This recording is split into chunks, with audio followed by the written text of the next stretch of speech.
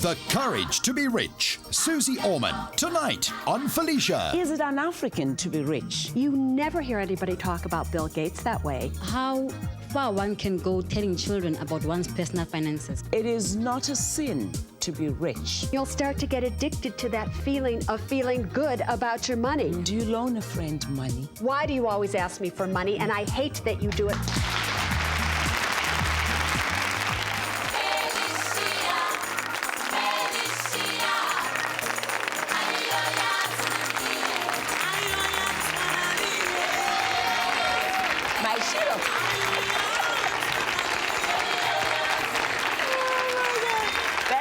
Thank you. Oh my gosh. What a lovely audience of tough, business-minded women who say, I'm going to take over this country.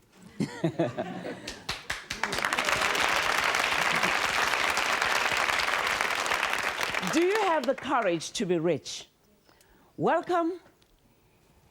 We're going to talk money and how you can really change your present way of living. But is it un-African to be rich?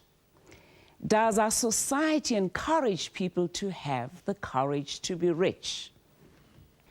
I'm talking to women and men alike, but more importantly, are women afraid to be rich? We are talking to one of the most, I don't know what you call it, but maybe let's just say renowned financial guru, Suze Orman, and her story is amazing. From waitress to one of the most respected financial experts in the world. She says anyone can be rich, and we're going to find out how. Suze Orman, please, let's give her a warm South African Ubuntu welcome. Suze.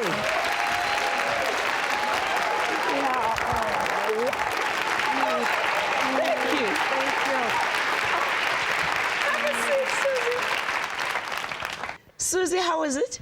It's fine. Enjoying South Africa? You know, I always enjoy South Africa. There's a heart here, there's a look here in the eyes that really you can't find anywhere else in the world, which is why I always come back. That is true. That is true. That is true. We have to just get to Suze. Who is Suze Orman? How did you start from a waitress to a stockbroker with Merrill Lynch, and then look at where you are today? You know, it's funny, within every tragedy, there is an opportunity, and my story kind of started in a tragic way where it was 1979, and I had been a waitress for 7 years. I was about 29, 30 years of age then. Don't I look good now? Have you all figured out how old I am? Yes. But I called up my mom. I said, Ma, Dad, if you can just give me $20,000, I can start my own restaurant. I could be more. I could have more. And my mama said, Susie, where are we going to get $20,000? That's more money than we have to our entire name. And I said, I'm so sorry, Mama. I didn't mean to insult you or to put you in that circumstance. And I should have known better because I knew they had no money. Went to work the next morning, and a man by the name of Fred Hasbrook walked in. I had been waiting on him for 7 years, Felicia. And he said to me, what's wrong, sunshine? You don't look so happy. And I said, Fred, I know I could be more. And I told him the story. He then went back with his breakfast with all the other men that I had been making breakfast for every morning. There were construction workers, salespeople, all kind. And he came back with checks totaling $50,000. You have to share your story sometimes. Yeah. So now I'm shaking and I'm going, are these going to bounce like my checks do? You know? And he wrote a note with it. And he said, this is for people like you to have your dreams come true, to be paid back in 10 years at no interest if you can. I didn't know what to do with it. He told me to take it down to the local office of Merrill Lynch in Oakland, California, and deposit it there until they could help me. I went in. There was a broker of the day, a man that you were assigned to take care of your money. He said, how would you like to make a quick $100 a week? I go, yeah, that's more than I make as a waitress. He said, sign here on the bottom line, these blank papers. I did. He filled them in with false information, which allowed me to start trading in the options market without me even knowing it. Within the next 3 months, he lost all $50,000. Oh, remember I said within every tragedy, there is an opportunity. So I thought, well, it doesn't take much to be a stockbroker. They just make you broker. You know? So I got dressed in my red and white striped Sassoon pants, tucked into my white cowboy boots with a blue silk shirt. I was a size 6 then. I thought I looked so hot. My friends at the Buttercup Bakery sent me away, and they hired me simply to fill their women's quota. I was told by the manager of that office, women belong barefoot and pregnant. I see that here. Uh-huh. Yeah, and that I would be out of there in 6 months. Well, to their surprise, I ended up suing Merrill Lynch to get the money back because it was not the correct thing to have done with my money. While I worked for them, and 2 years later, I was their number 6 producing broker in that office. Wow. I like, you know, somewhere in the book here you talk about the important, how your mom gave you a necklace, and then there was the watch. My mama thought that if I looked the part, I would be more successful. So she took from her wedding ring her bless your diamonds and made me a little necklace. My mama was a secretary, everybody. She gave me a Rolex watch so that I would look the part, but here was the problem. That was pretending, and that was a lie. So when my clients that would now come to see me, and when I was the broker of the day, would say to me, I'd say, let's buy 1,000 shares of IBM. And they'd say, did you buy it, Susie? And I'd lie. And I'd say, absolutely. I wouldn't tell you to do something I didn't, but here was the problem. Every time I lied, they never made a purchase. When I started to tell them the truth, that my mama gave me this watch, my mama did this, I don't have the money to buy 1,000 shares of IBM, but if I did, I would definitely do so. Then they purchased from me. So within the truth, I started to get powerful and have more money. Within lies, that's what was destroying one's future wealth. The truth is what generates money, because the truth generates power, and power generates money. But what do we mean by wealthy? Are we talking about being as rich as George Soros, Oppenheimer, Oprah Winfrey, and Suze Orman? No. Is that what we mean? No, we mean being as financially free as it takes so that your needs are met.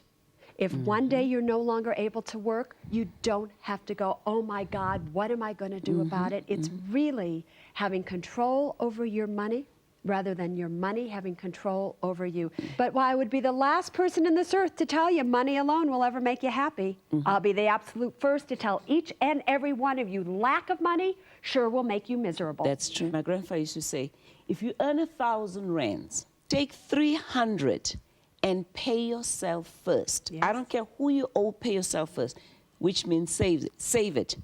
Take 400, Felicia, because I know your bills are going to be more than anything else. So take 400, pay everyone you owe, start with the taxman, and then take 200, go and splurge, have fun, have dinner, buy yourself groceries, do whatever, because that will give you an incentive to go and work again the next month. And then take 100 rand and please give it to someone who needs it or deserves it more. I mean, that is really an archaic way of thinking about it. I think for a stockbroker, a financial planner, there's some method to his madness. Yes, there's big method, but I would change what he said just a little. Rather than making the last 100 what you give, I would make it the first 100. The very first check I would write at the beginning of every month for the rest of my life would be that check to a nonprofit or a place of worship, because when you say thank you for what you have as well as thank you for what you don't have, you open your hands and you're saying thank you, and that makes you feel generous. When you feel generous, you feel powerful, and the number one law of money comes in. Power attracts money and powerlessness repels it. When you are generous enough to give, you feel powerful, and your hands are open. And when your hands are open at the first of every month, they're open to receive that which is meant to come your way. But no, that's not how you live. You live like this, holding on so tightly to the little that you think you have. We're all like this. We need to open, which is why, I know you're going to think I've lost it here, what just happened in the United States, in the long run, will be so extraordinary for our economy. I can't even begin to tell you, because in the United States, every corporation The federal governments, they were like this.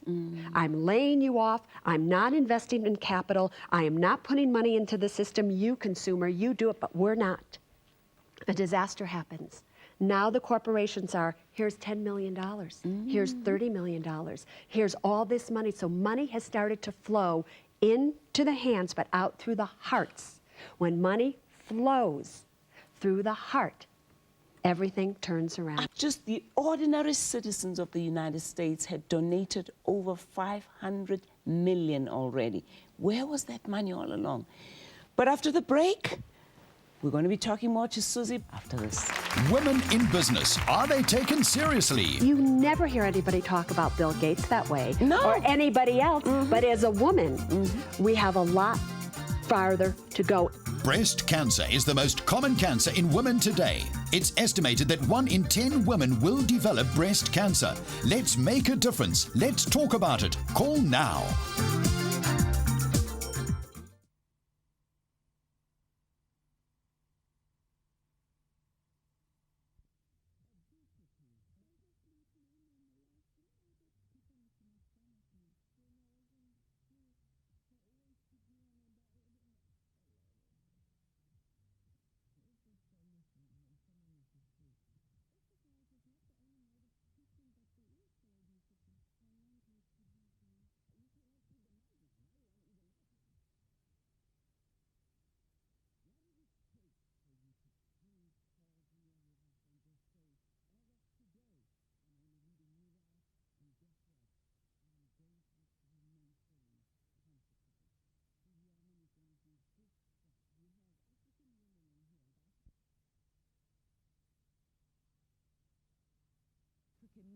Are you stressing out over exams? She heard him locking the door in our bedroom. I think she heard the shot. Your gun. Yeah. If you're writing a trick now, I would say, know where you're going, know what your purpose is. Well, 75% of adolescents who kill themselves have told somebody about it. Failure is an opportunity to start again, but intelligently. What did it take for you to change course in your life and just say, as of today, I'm going to lead a new life, and guess what? I'm going to be financially comfortable. Suze Orman is going to do just that. You have African women in here, and by African women, I'm talking about black and white South Africans. You have African men in here, and I'm talking about black and white, and please, when I talk about black and white, praat for me Master Mensa. And I'm also talking about Indians. So all of us in here, this is what's beautiful about this country, the rainbow children of this country. So all I want you to do right now is tell us, we believe as Africans to a great extent, it is un-African to be rich. We try very hard to pull down rich people. I think Dr. Motlana puts it so well. He says, we're so scared to be rich.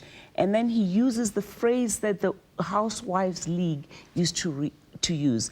My grandmother used to be a member of the Housewives League, and it says, we raise as we rise. And it's time Africans understood that, like the Indian community, the Jewish community, as they go up, they pull every member of their community. And Africans need to understand that, especially black Africans.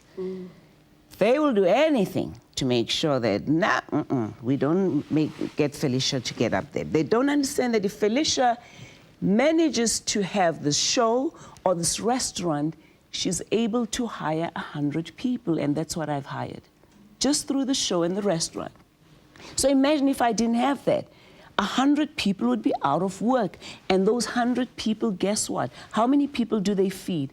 I think what I'm trying to do right now, Suze, is to try and help us understand in Africa that it is fine to be wealthy. And I'm not saying I'm wealthy, but I'm just saying it is fine to be successful. And what if you were wealthy, Felicia? Would it be fine? Hey, it's Ubuntu. You're not supposed to be wealthy. And that's where it starts for you yourself, my dear. But for you to be, as with me, to say it is okay that I make millions of dollars a year. It is okay that I am worth tens of millions of dollars. We must have pride in that. But we don't have a free market society. Maybe that's the other problem. No, you will change them. Don't let them change you. You have what it takes, Felicia. Martha Stewart. Yeah. Very, very successful businesswoman. Everybody puts her down. Everybody talks about her personality and if she's friendly, if she's not. Oh, give me a break. She is a seriously successful businesswoman. You never hear anybody talk about Bill Gates that way. No. Or anybody else. But as a woman, we have a lot farther to go. Even me, ladies and gentlemen, do you know that in 1998, the 9 Steps to Financial Freedom, this little baby, was the #1 selling, when it was in hardback book in the entire United States. Do you think Businessweek magazine once reviewed it? No.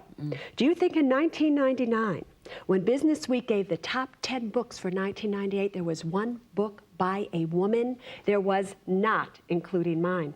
But talk to us, Susie. Tell us. Get us out of this PhD syndrome. All right, I'm Pull him going to down. tell you something that's very important, which is one of the most important laws of money, ladies. And the law is this: people first, then money, then things. Most of us live our lives things before money.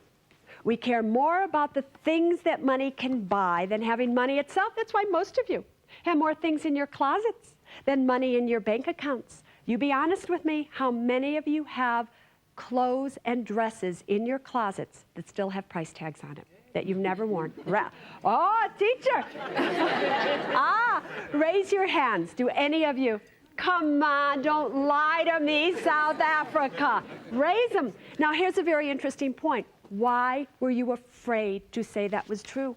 Why did it take me 2 times to get you just simply to say that you have items in your closets with price tags? You cannot be afraid of your own truths, of your own actions. You can't hide behind this facade of a pretty looking little face and this meekish little girl image that you want to show the whole world you're doing everything correctly when you know you have items in your closets with price tags. So today, right here and right now, we have got to put the law of money, people first, then money, then things, into place. Because when I say people, ladies, I mean you. You. Women are so good about caring about everybody before they care about themselves. That is a powerless stance. And then what happens? You're 40 or 50 or 60, your husband leaves you, and then you're angry. And who should you be angry at? Him? No. You should be angry at you. And what do? You all work for your money 40, 50, 60 hours a week to earn it, do you not? How many of you spend more than 1 hour in an entire year to learn how to invest it? Any of you? How come? You are all rushing to be poor. You know, you don't have a problem. Think about this. You go into labor, do you not? And you give birth to a child. Imagine taking this little baby the day you bring him or her home from the hospital and say to somebody, here, you take care of it for me for the next 20 or 30 years, and when it grows up, you just, do something with it. You do that with your money, however. You would never give your children away, but you give your financial children away. You go to labor for it, and you come home and you give it to some stranger. You don't deal with it. We have got to get you powerful with who you are and what you have. Ladies, when I say people first, I mean you. There is nothing.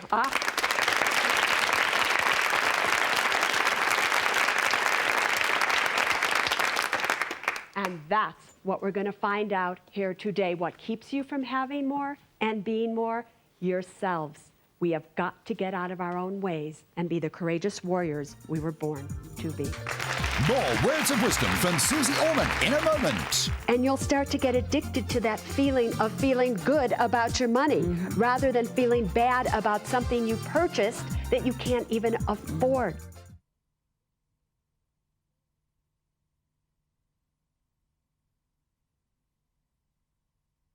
Felicia on E. Caring, helping, and motivating. We make a difference. Don't cry now. I might as well commit suicide. Don't do it. Who could be this cruel? You want us to help you out? Yes. That's why you came here? Yes. All right, that's why we want to help. So I always believe in learning from winners, and I hope you all do. Hi, everybody. How are you doing? How All right, that's my baby. We are talking to one of the world's most admired financial experts, Suze Orman, and she says it is not a sin to be rich, but it does take courage to become rich. Top South African businessman Dr. Ntato Motlana is right when he says blacks should stop being ashamed to be rich. He quotes Deng Xiaoping, former president of the Republic of China, who once said, "There is no honor in being poor. It is glorious to be rich." Another well-known rich man, don't kill me, Don Ncube, when I asked him why are blacks so afraid to be rich or why they shunned for being rich, he quoted Bernard Shaw, who says, "Money is not the root of all evil. Poverty is the root of all evil." And it's about time South Africans understand that you need more rich folk to help the poor. Susie, you say you can be rich from just starting with 500 Rand. You know, Felicia, what I learned in the United States when I was seeing clients, very interesting phenomenon. People would come to see me. Back then in the United States, let's say they were making $25,000 a year, right? Which wasn't that much there. That's true. And they had a family of 4. And here they were 60 years of age and they had to retire. And on a pension of $2,000 a month, they were able to retire, live a fabulous life, everything was okay. Then people would come to see me who made $1 million a year, had $13,000 a month pension. They could not afford to take retirement because their expenses exceeded the amount of money that came in. So it's not about making more money, ladies and gentlemen. It's about knowing more about the money that you already make. Millions are made 0 by 0 at a time. That's true. Little by little.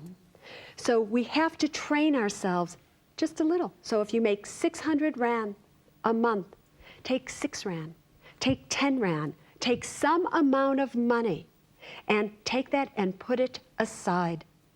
And you'll start to notice that you train yourself.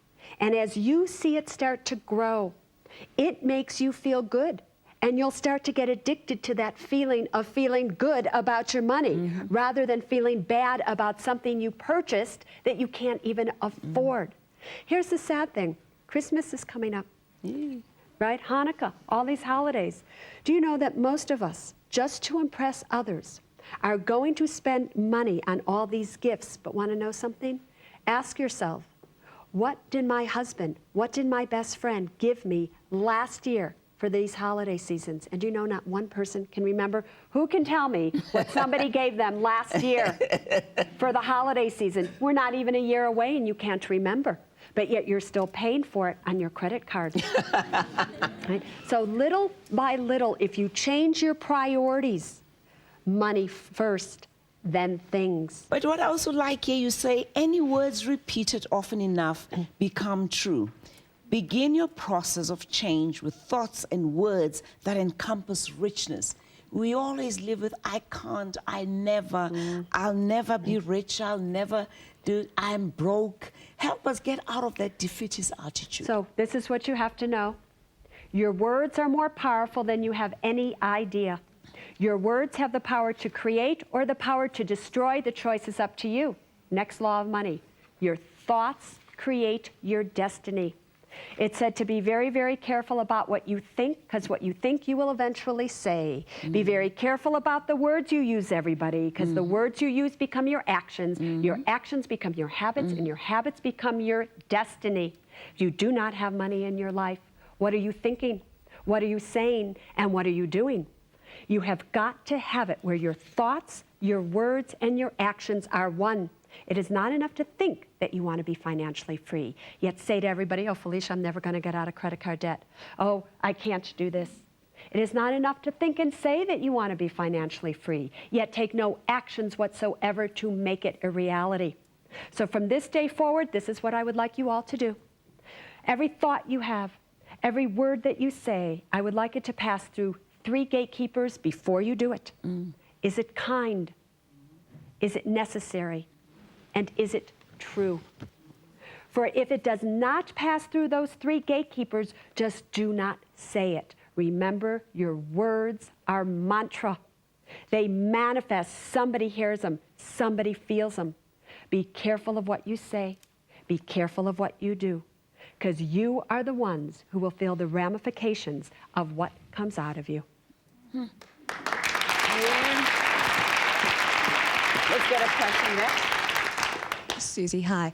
I'm the director of an organization that deals with violence against women. Yes. And we often say that women stay in the cycle of violence because of not being financially free or independent. What kind of advice would you give to those women out there? Yes. I have to tell you, when I wrote the 9 Steps to Financial Freedom, it wasn't enough to test them upon rich people. Who cares about them? You have money? No, really, I'm serious. If you have a lot of money, fine. My work was based for those people who didn't have any money. Never thought they could, never thought they would. So I took these 9 steps into a battered women's shelter. And it was the first place that I tried them. Women who were so seriously abused, and in fact, it was all black women, so seriously abused, didn't have a penny to their names, had nothing going for them. We did these 9 steps, and 1 year later, their lives were totally transformed. When we have violence come our way, it makes us stronger than we have any idea. Look at the leaders of this country. Do you see? So that makes them strong. They can turn that around with the right information, with the right tools. Anything and everything is possible.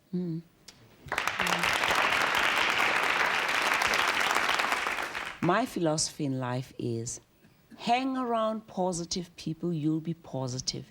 Hang around rich people, you will feel rich, talk rich, and more importantly, become rich, even if it's by osmosis. After the break, we continue with Susie. How do we get over this defeatist attitude and just say to yourself, I will be rich? After the break. The reason you are a silent audience, God forbid somebody should be watching you on this TV screen, and they might hear the truth about your true situation. Are you different? Were you born an albino, a midget, or different in some other way? Are you discriminated against because of it? Call us now, speak out, and make a difference.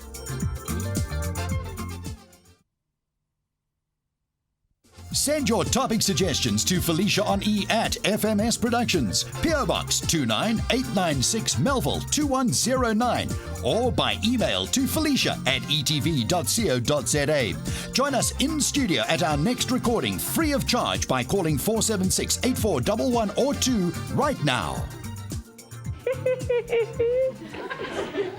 I saw some paper where they say Felicia really the sexiest woman in South Africa.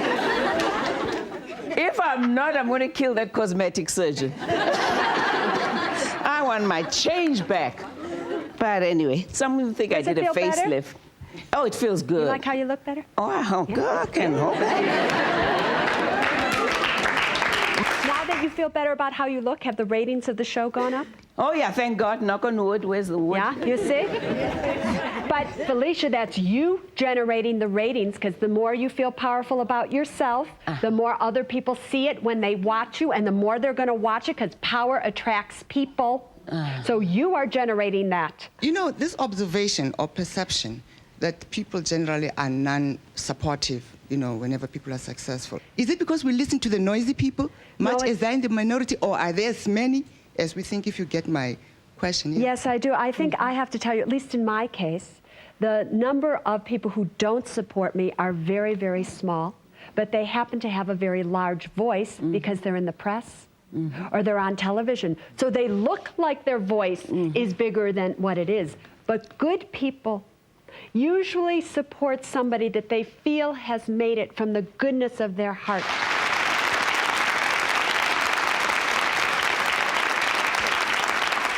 You know, Yvonne Chaka Chaka said to me one day, I said, oh, she said, what? And I called it, I think she called me at about 12 midnight. And we're just talking, and she said, what are you doing? I said, girl, I have papers on my bed, and I'm just reading, and I'm trying to work hard. And then she told me about a musician who just recently died, and he died a pauper. So I said, oh, I feel so bad. And then you're sitting in this beautiful house and other people don't have anything. She said, Felicia, what did you say you were just doing? I said, I'm working. She said, you work hard for it. Yes. You work hard for it, whatever it is. I am a mother of 2 children, and I'd like to know how far one can go telling children about one's personal finances, because you asked that question earlier. Yeah. And I was just at McDonald's yesterday, and my daughter said, Mommy, can you buy me ice cream? And I'd run out of money. I said, I don't have money. She said, Mama, you don't have 95 cents. I said, baby, I don't have 95 cents. I only have credit cards. I've got about 20,000 in the bank in cards, but I don't have 95 cents with me right now. So to explain this to a 6-year-old that I've got 20,000 in the bank, I don't have it with me to give you ice cream right now, and how will she understand? With your children, talk to them about money. Now, the reason that you won't talk about money today, the reason you are a silent audience, is God forbid somebody should be watching you on this TV screen, and they might hear the truth about your true situation. You know, what's so funny is in the United States, I have this line, and it goes that, you know, women, we may fake orgasms, but men fake finances. You know.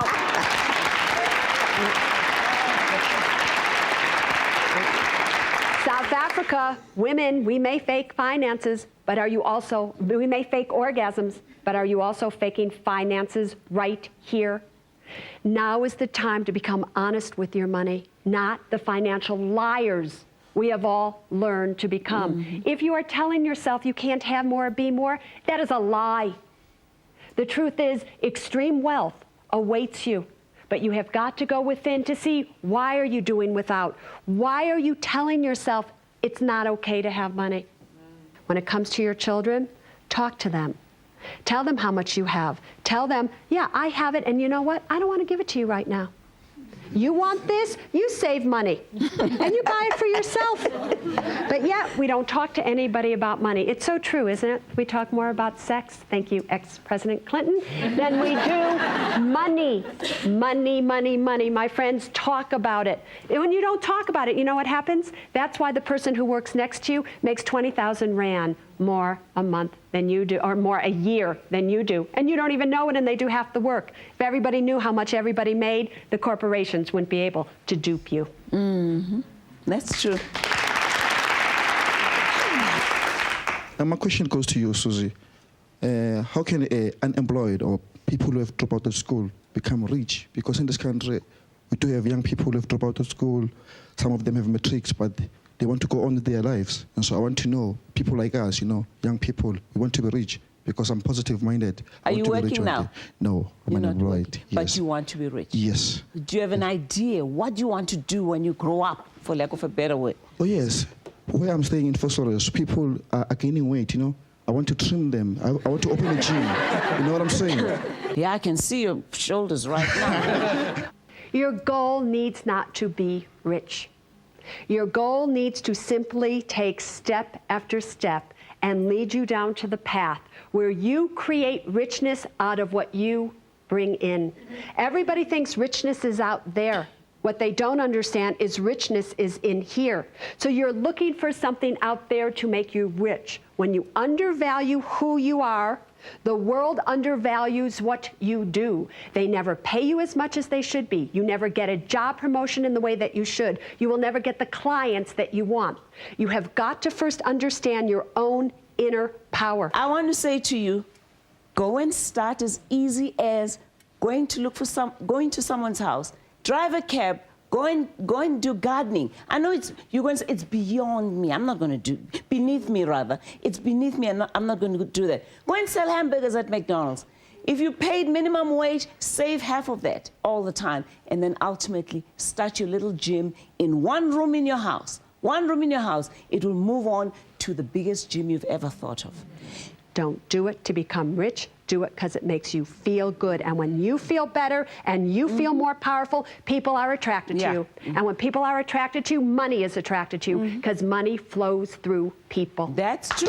There we are. After the great Susie teaches us how to make things happen for yourself. Empowering yourself financially in a moment. Why do you always ask me for money? And I hate that you do it, but here, take 3,000 rand. Are women taken seriously in business in South Africa, yes or no? We would like you to speak out. Call us now on 082 280 8585.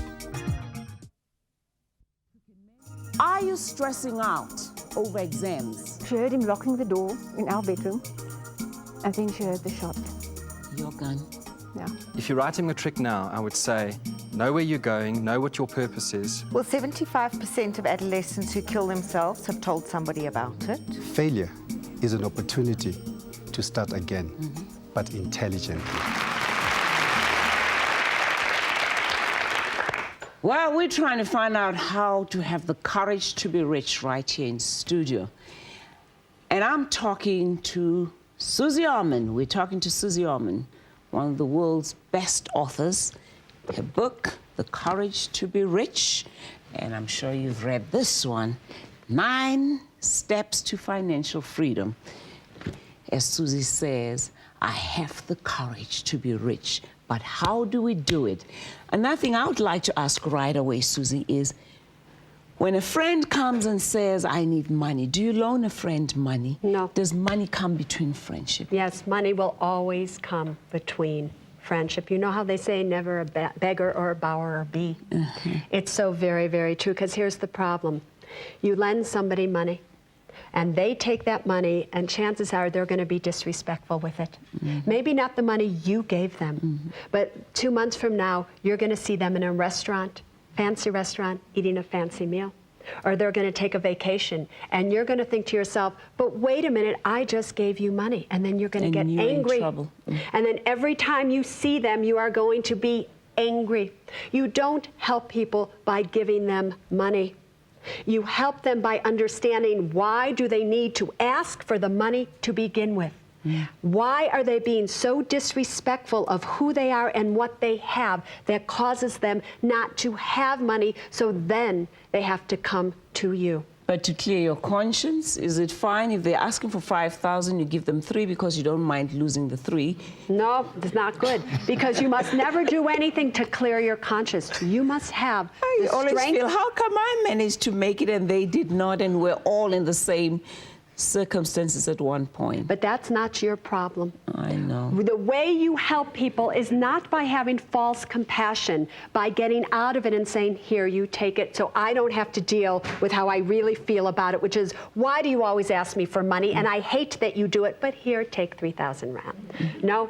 You help somebody by saying to them, I want to understand, why are you disrespecting yourself so much that you are always getting in this situation? Let's sit down and talk about it. That you're going to lose a friend. And that helps each other better. And if you lose a friend, good, you'll be 3,000 rand richer. Let's hear your story. Suze, my question is, in a marriage, should a husband and wife share an account? You know, there are 2 sides of the equation. I mean, I could be doing my financial thing correct, but my husband would be doing it another way. What do you recommend? I think you should have 3 accounts. You enter the relationship as an autonomous human being, where you were writing checks and in charge of your own money. So did he. So you should each keep your individual accounts. Now you should have a 3rd account, where you jointly put in that pays for all your jointly expenses. The question is, how much do you put in? Not equal amounts of money, but equal percentages. Because people tend to think the more money they make, the more power they have in the relationship. But just because you're not making enough money or as much money as you're meant to make right then doesn't mean you aren't working really hard for it. So, equal percentages. Quick example. You make 7,000 rand a month. He makes 3,000 rand. That's 10,000 rand jointly. Your monthly expenses are 3,000 rand a month. So your joint expenses are 30% of the 10,000 rand that you jointly bring in. So you should put in 30% of your 7,000 rand. That's 2,100 rand a month. He should put in 30% of his. You know, so, and all of a sudden that's 3,000 rand, do you see? Because 30% of 3,000 rand is 900, so his 900 and your 2,100 makes up the 3,000, but that's equal percentages. Okay, let's get another question there. Hi. Very nice to have you here, Susie. Thank you. I think a very important point as well is that if you help make everybody else rich, it makes you richer too. That's true. Yes. And also, I think I'd like to know what motivates you every morning, because a lot of people, I get up, I know that there's things I have to do that day.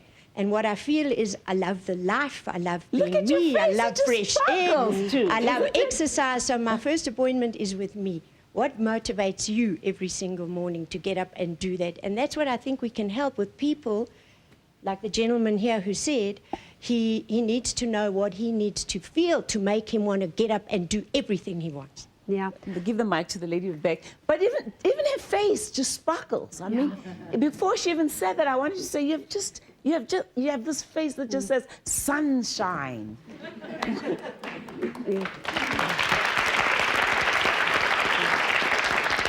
Money does not motivate me anymore. You know what really makes me so angry is my friends always say to me, oh, Suze Orman, how much money do you really need? Don't you have enough? I do have enough. What motivates me, though, that gets me up, that has me come on a tour to South Africa, where you start early in the morning and you go all day long, every day. I've just finished a 17-city tour in the United States, is people. Oh, yeah. And touching into them. They feed me more than anything else. We live in a country of about 22 million people. Half of that population live on less than 200 Rand a month. Yes. How do your 9 steps to financial freedom, the courage to be rich, speak to that? What's very important, right, to understand is that every single country has financial difficulties where some people have and some people do not. But the point that Felicia made at the start of the show, the more successful she can become, the more employees she can hire. And that starts to change it around. Small changes within one's life can change a serious situation. Your sympathy or your pity, or when you say that poor thing, does not help them. They are not poor in spirit. They are not poor in ability. They are simply poor in their own thoughts about what they think is possible. So you have to give them possibility in their own encouragement. Go and take these 9 steps and go into the community and teach them. Just have to say something else, though, to you. And it is to all of you listening, and this is important. You're all upset that your Rand is being devalued, that it's now 9 to 1. And I have to ask you, what are you doing to cause your own devaluation of your own Rand? Because you know what, all you ever asked Suze, me? didn't it happen because of the World Trade Center? I mean, something affects the dollar, the whole world starts trembling. Yes, but the truth is, before the World Trade Center happened, you went from 7.5 last year when I was here to 8.5. I'm having a good time, you know? And then before that, right, then the World Trade Center happened, so now it's at 9. It probably would have gone there anyway, but here is the point. South Africa, if you want South Africa to grow, stop taking your money offshore. Stop looking for offshore investments, and why you should take all your money and figure out all these ways between asset swaps and everything to get your money out of here. Because the more money you take out of here and is offshore, when that money pays you dividends off there, it stays there. You need to support your own economy. Stay strong here. You have a new capital gains tax that's about to happen to you very shortly, or it has happened to you. Be proud to pay taxes. Don't do things to avoid paying taxes. Don't let the fear of having to pay taxes or what happens to the Rand govern your actions. Invest in your country. Stay strong here. Don't lack faith here, because if you lack faith in your own homeland. Hi, Susie. It has often occurred that financial freedom is any individual's birthright. And looking at one of your hints, what I've noticed is you are born with 2 wings, the wings of grace and the wings of self-effort, and your possibilities are unlimited. But I find an obstacle, because when it comes to self-effort, you can have some stringent law, a different type of discrimination, be it a gender thing, be it a racial thing, be it a religious thing. How much harder could you flap those wings to overcome that obstacle? Yeah, in your case, it's not overflapping the wings. It's overflapping the thoughts of your own mind. The words that you speak, as long as you see other things as obstacles rather than opportunities, as long as you see those things are barricades from you getting to where you are meant to go, you will never get there, not because of the barricades, but because of how you see those barricades. Every one of us, including me, has had extreme obstacles in our lives, and I look at them as a challenge to say, how much do I want it? You're not going to keep me down. You aren't powerful enough to do so. And I took my own financial mantra, and it was this: I am a warrior, and I am not going to turn my back on the battlefield. Oh, yeah. I believe these, and my belief is enough to change. You don't believe. You think it's them. You think you're a victim, not a victor. I beg of you to change your own thoughts, and you will change your obstacles. Thank you. What a great note to end on. Yes, have the courage to be rich and connect with the world with your riches, as Susie says. Let's give Susie a clap. Thank you. Let's give her another standing ovation. Thank you, Susie. Thank you. Well, you're in black and ready. Thank you for asking a question. Thank you for asking a question. There you are. Who asked the question again? Oh, yeah. Where's the gentleman? All the ones with courage to ask the question. I'm with for Granny. Oh, okay. No, there's a lady asking the question there.